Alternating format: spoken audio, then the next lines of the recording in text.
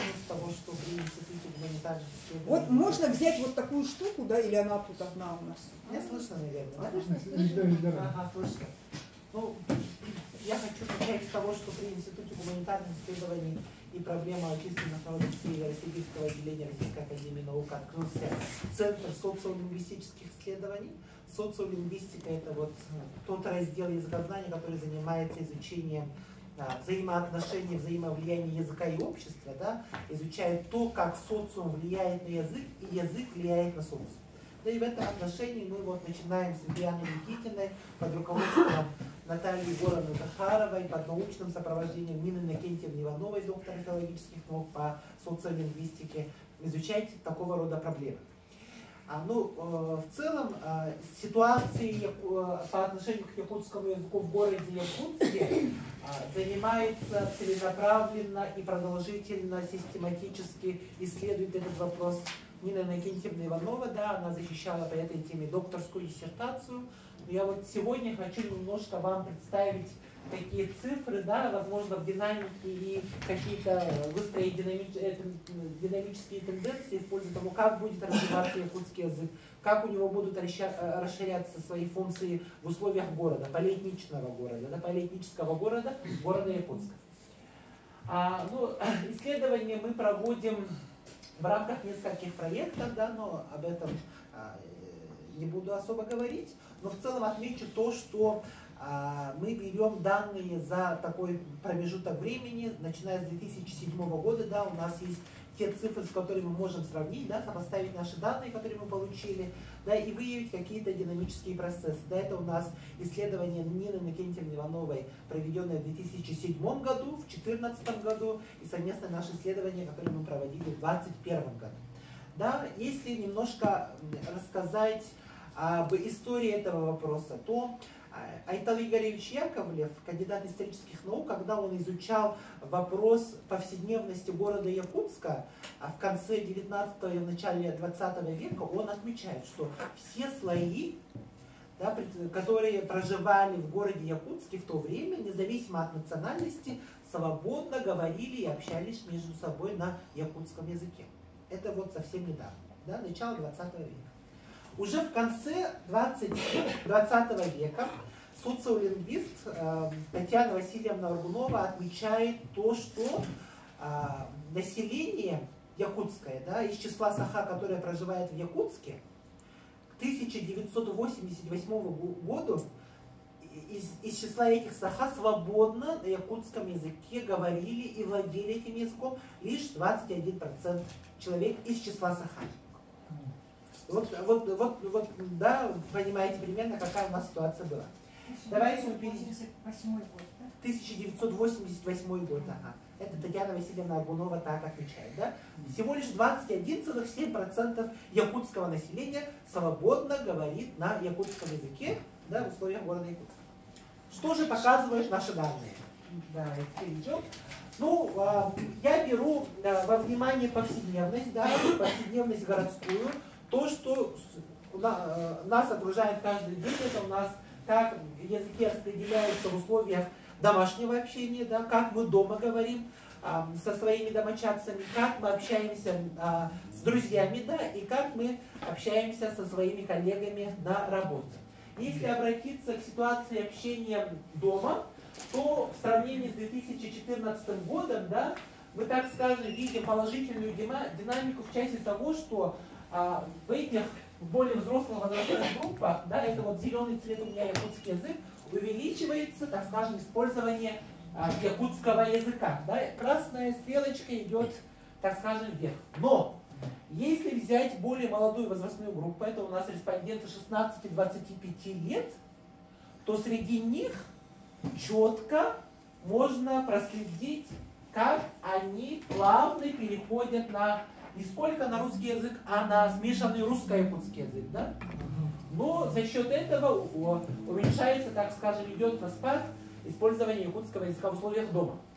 Идем дальше. Дальше, пожалуйста. Ага. В зависимости от возраста, ну вот, можно проследить то, как четко идет красная стрелочка вниз, да? Тут возрастные группы взяты более-менее. Тут обратите внимание на возрастную группу 16-18 лет. Это у нас школьники, да, которые обучаются в школах города Якутска. Да? У них уже вот всего лишь чуть больше половины опрошенных общаются на якутском языке дома со своими родителями, родственниками, да, с которыми они проживают совместно.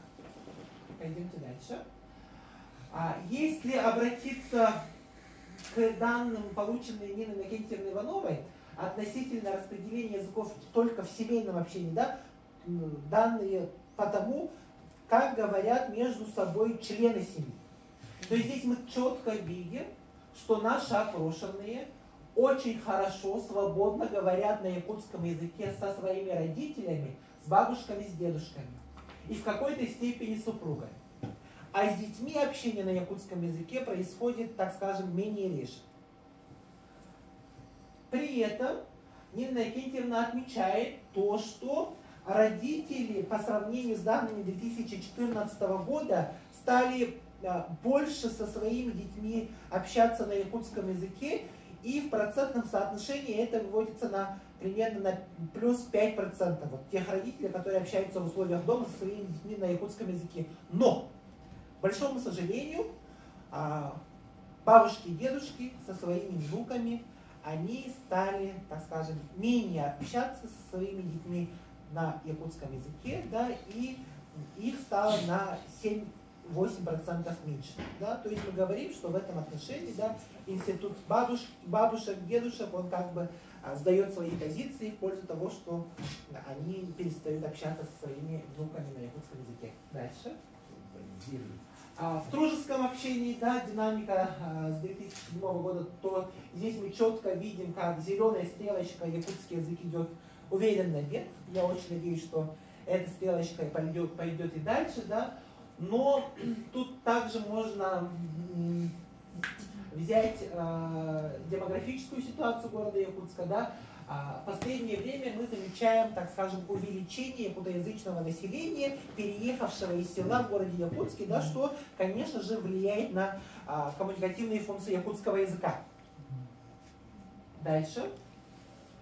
Если же посмотреть это в зависимости от возраста респондента, то здесь мы также четко видим, да, хотя она сначала шла вверх, да, по сравнению с предыдущими исследованиями, но в возрастном разрезе то четко тут показывается, что стрелочка уверенно идет вниз. Это вот такая нехорошая, плохая динамика. Да?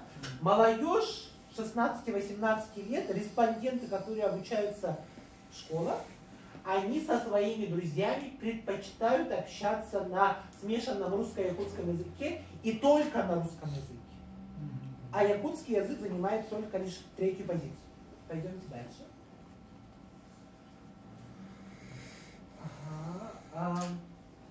И последняя сфера общения, да, это в условиях, так скажем, производственных отношений, как между собой общаются коллеги, то если вот взять данные от 1985 года, собранные Татьяной Васильевной Аргуновой, то здесь мы четко видим, да, как вот зеленый у нас уверенно повышается. Если в 1985 году на работе коллеги между собой преимущественно общались на смешанном русско-якутском языке и русском языке, то к 2021 году мы четко видим, что больше половины горожан из числа Саха между собой общаются на якутском языке. Это своего рода хорошая динамика. Да? Дальше, если это посмотреть в возрастном разрезе, да, мы тут видим, что наши респонденты в зависимости от возраста также расширяют функции якутского языка в сфере использования его ситуации на работе. Ну, в принципе, вот неоднозначная картина у более молодого поколения, 26-35 лет, да, но в целом надеемся, что эти показатели будут улучшаться дальше. Если же обратиться к данным в возрастном разрезе, да, то тут тоже такая вот ситуация у нас выходит. Да, я Не буду комментировать эту ситуацию дальше. И относительно студентов и школьников. Да, как они между собой общаются с участниками образовательного процесса, да? А то здесь мы четко видим, что преобладает русский язык или смешение якутского языка с русским языком. Да? Якутский язык, к большому сожалению, уступает своей позиции. Дальше. Ага. И в заключении дальше. Но в целом нужно сказать, что функционирование на сегодняшнее время якутского языка в условиях города Якутска, ну, как бы характеризуется активным, да? А в этом отношении нужно сказать, что коммуникативная мощность якутского языка в условиях города поддерживается пока за счет тех выходцев, которые приехали из сел, да, за счет увеличения якутоязычного населения в городе Якутске у нас как бы расширяется сфера функционирования якутского языка, да, мы активно начинаем использовать якутский язык, но если посмотреть это в возрастном разрезе, да, то мы четко видим, что более молодое поколение переходит на русский язык. Да, это также так выступает материалом, да, также свидетельствует о том, что у нас начальный этап языкового сдвига. У меня коротко так. Благодарю.